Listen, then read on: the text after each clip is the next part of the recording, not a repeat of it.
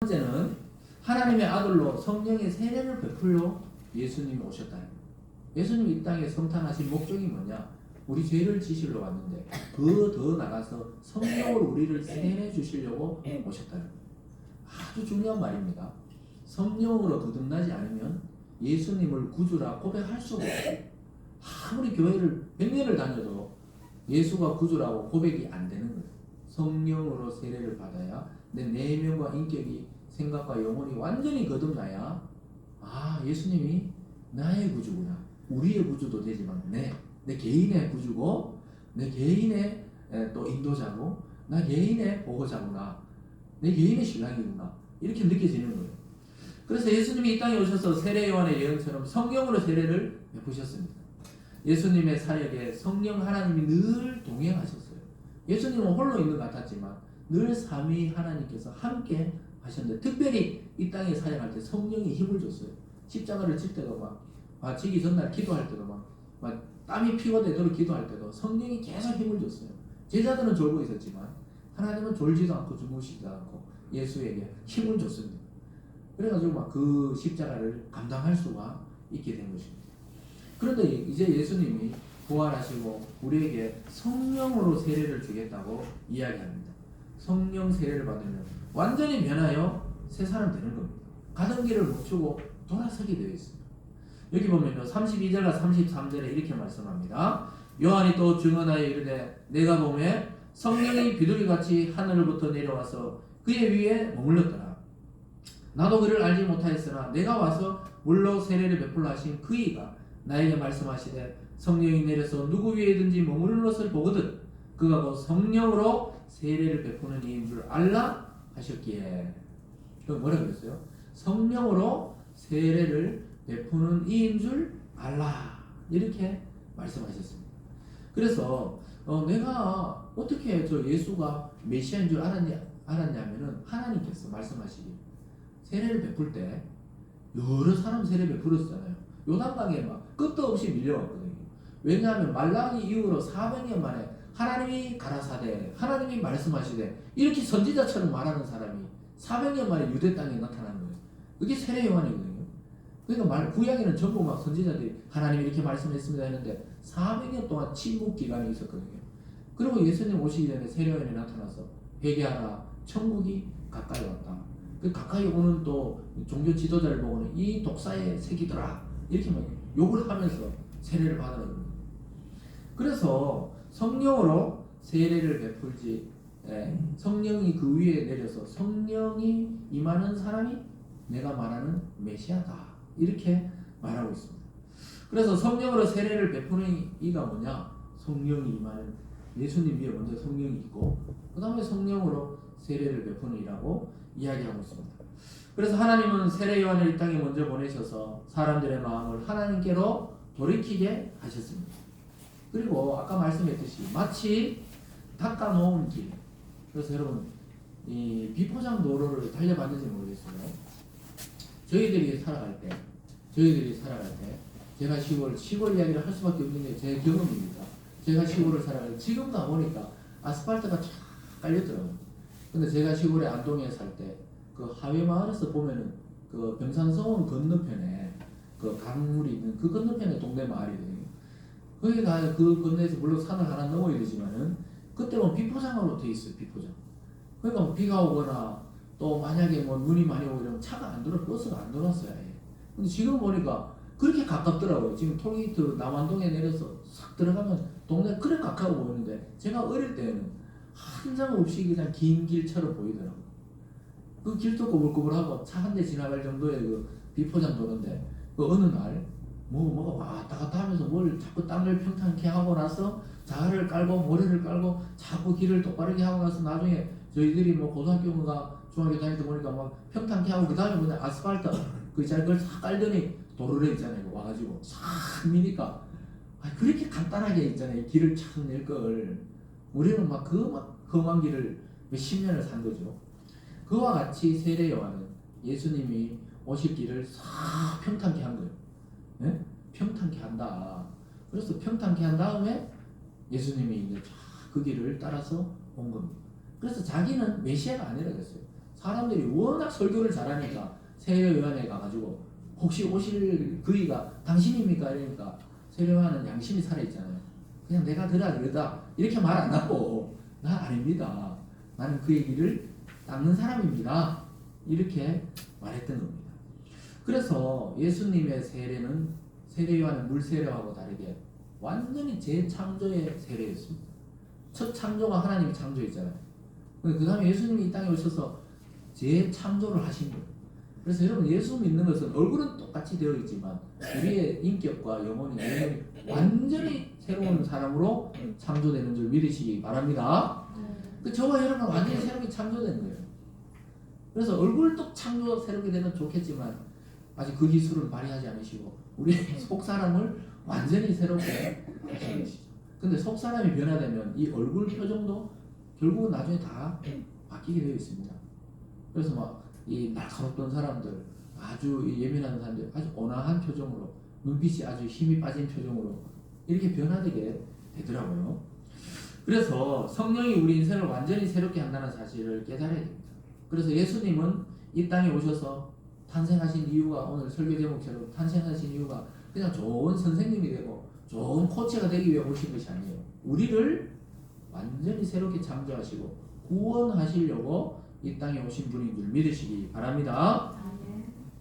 그래서 우리가 죄악 가운데서 돌이킬 수 없던 우리들을 완전히 돌이키게 하셨어요. 그 저와 여러분의 영혼의 상태가 예수님 만나기 전에는 시궁창에 빠져 있는 것 같아요. 쓰레기 하치장에 빠져 있는 그 모습과 같은 그런 데서 우리를 건져내셔서 깨끗이 씻고 씻을 뿐만 아니고 완전히 자기 자식으로 하나님이 삼아주셔서 완전히 새로운 인생이 되게 했던 것입니다. 그래서 성탄절은 바로 그 일을 위해 이 땅에 오신 예수님께 영광과 감사를 돌려드리는 날입니다. 그래서 우리가 의미를 모르고 그냥 예수님 믿는 것과 이 성경의 의미를 알고 믿는 것은 완전히 다른 겁니다. 그래서 성탄절 오면 아까 말했듯이 안 믿는 자들도 기뻐하지만 그들이 기뻐하는 것과 우리 기뻐하는 것은 의미가 완전히 다른 것입니다. 그래서 연말이 되면 뭐 방송국마다 시상식도 하고 축하 공연도 하고 막 이러잖아요. 사실은 하나님이 여러분을 위해서 상도 준비해 놓고 축하 공연도 준비해 놓은 것이 그거보다 화려합니다. 아무것도 아니에요. 방송국 그거는 그냥 장난이에요. 세트에서 그냥 우리가 카메라를 보면서 쏘는 거거든요. 사실은 그 무대 뒤에 가보면 막 선이 널려 있고 난리거든요. 앞에만 그런 것이지. 제가 또 무대를 잘 알잖아요. 무대 앞에는 깨끗하고 화려해 보이지만 무대 뒤에 가보면요. 요즘은 그래도 이제 백드롭이라 그래가지고 이거 이제 LED로 많이 이제 무대 뒤에 하지만 저희들 때는 제가 일 다닐 때는 무대를 이 망치를 해가지고 아저씨들이 세워가지고 그 그림을 칠하거나 현수막을 달아가지고 했거든요. 그 앞에서 막 축제하고 이러면 막 멋있어 보이잖아요. 무대 뒤에 가고 막 못으로 막 이 긴 강목으로 박아놓고 이랬기 때문에 그래서 무대 뒤를 알아야 됩니다. 세상은 화려해 보이잖아요. 뒤는 썩어 있어요. 근데 교회는 막 참 초라해 보이고 교회 다니면 아무것도 안 된 것 같지만 그 뒤는 화려하고 아름답고 황금성이 준비된 곳이 바로 예수 믿는 인생의 운명인 줄 믿으시기 바랍니다. 그래서 이어지는 세례 요한의 반응을 보면 우리의 고백이 바로 그와 같아야 되는 것을 가르쳐줍니다. 34절을 함께 읽어볼까요? 오늘 본문 마지막 구절인데요. 34절입니다. 시작. 내가 보고 그가 하나님의 아들이심을 증언하였노라 하니라. 그래서 세례 요한이 딱 보니까 성령이 그에게 임하시고 성령으로 가르쳐주신 그가 바로 하나님의 아들이심을 증언한다. 저와 여러분의 우리 인생의 남은 시간들에 사용해야 될 그 인생의 시간을 어디에 사용해야 됩니까? 하나님의 아들이 바로 예수라는 것을 증거하고 전하는 일에 우리 인생이 사용되어져야 정상입니다. 특별한 게 아니에요. 전도하고 복음 전하고 이게 특별한 일이 아니고 나는 예수를 맞았는데 옆에 있는 놈들은 지옥 가니까 속 시원하다 이래 살아가야 되는 게 아니고 나도 구원받아 이러는데 옆에 있는 사람들도 같이 구원받으면 좋겠다 그래서 내가 믿는 예수가 이렇다 이렇게 증언하는 날이 바로 이 세례 요한이 말하듯이 하나님이 예수님 오신 그 이유를 제대로 아는 사람의 살아가는 방식입니다. 그래서 여러분 모두 올해를 마무리하고 또 내년을 맞이할 텐데 내년에 1번의 계획이 뭡니까? 계획을 막 좀 세울 거 아니에요.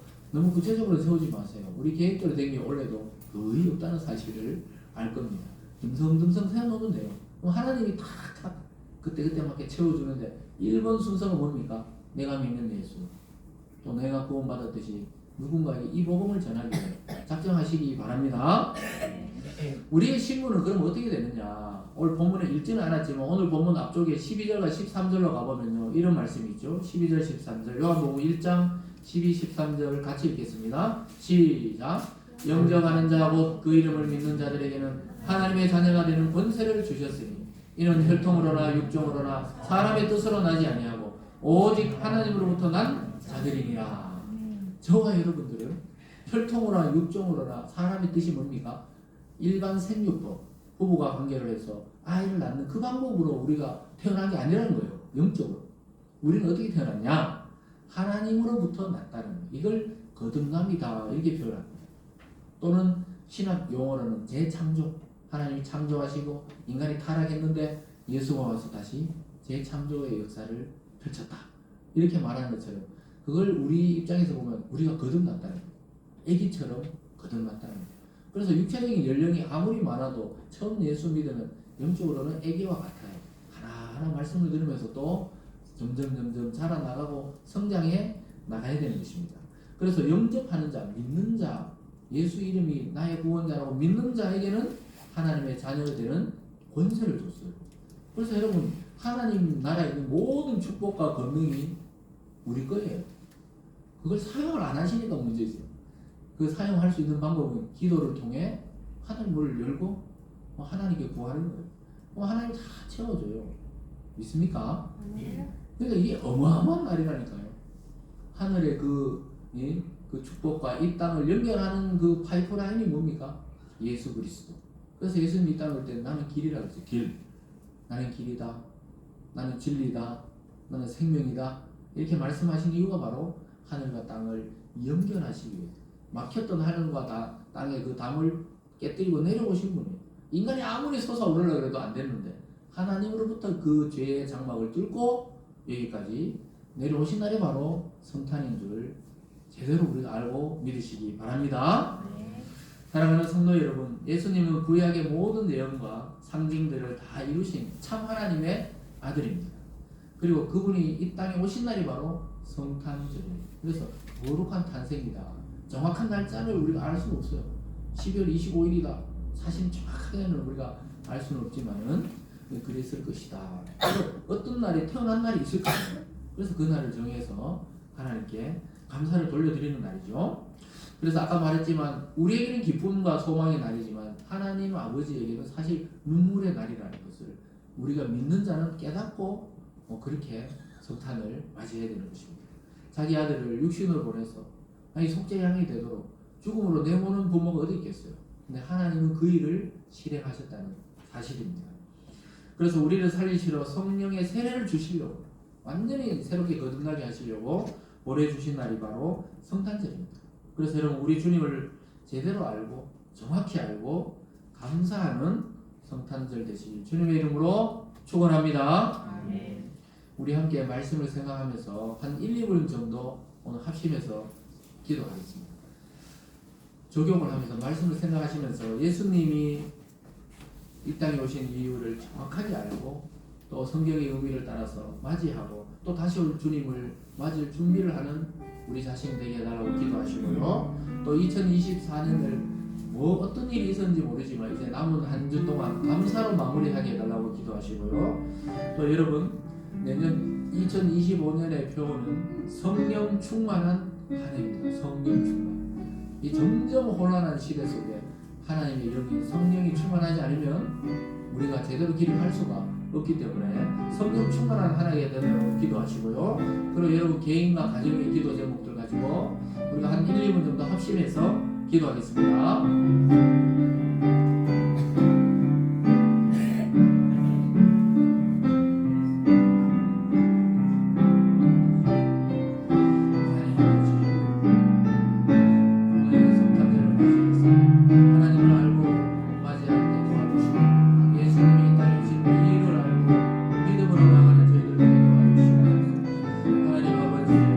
우리가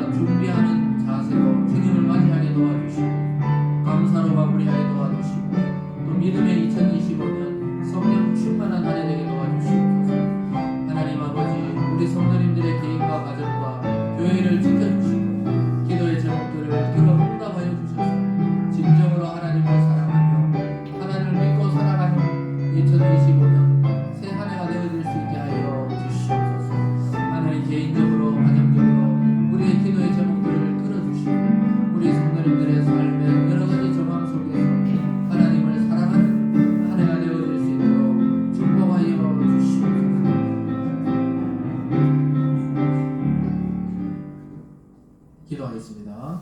사랑의 하나님 아버지, 우리가 예수님이 이 땅에 오신 이유를 바로 알고 믿게 하여 주시고 또 다시 오실 주님을 기대하며 신부가 마치 신랑을 예비하고 단장하듯이 그러한 마음으로 일상을 살아가는 우리 성도들 다 되게 하여 주시옵소서. 2024년을 모든 것을 하나님께 맡기고 감사로 마무리하게 도와주시고 다가오는 2025년 성령 충만한 한 해가 되어질 수 있도록 우리 성도님들의 삶을 지켜 보호하여 주시옵소서. 하나님 무엇보다 개인과 가정의 기도의 제목들을 들어 응답하여 주시고 또 이 나라에 평안을 주셔서 우리 다음 세대에도 전쟁이 없고 다툼이 없고 미움이 없는 세대로 변화되게 하여 주시옵소서. 하나님 여전히 풀리지 않는 문제와 또 여러 가지 질병과 가난과 고통 때문에 어디선가 하나님 눈물 흘리고 있는 이 땅의 많은 사람들에게 오늘 주님께서 찾아가셔서 위로하시고 격려하시고 힘을 더하여 주시옵소서. 감사드리며 예수님 이름으로 기도드리옵나이다. 아멘. 우리 다 함께 찬송가 108장 찬양하면서 준비하신 예물 하나님